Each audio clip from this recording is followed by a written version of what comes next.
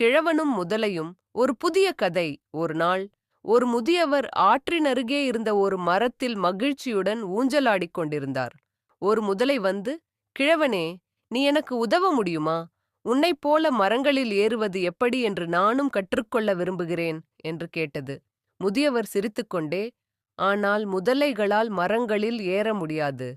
நதிக்கு நீ வலுவான தாடைகள் உள்ளன, மரங்களுக்கு நான் வலுவான கைகளை வைத்திருக்கிறேன். நாங்கள் வித்தியாசமானவர்கள், ஆனால் நாம் ஒவ்வொருவரும் சிறப்பு வாய்ந்தவர்கள் என்றார். முதலை ஒரு கணம் யோசித்து சிரித்தது. நீ சொல்வது சரிதான். நான் மரங்களில் ஏற வேண்டிய அவசியமில்லை.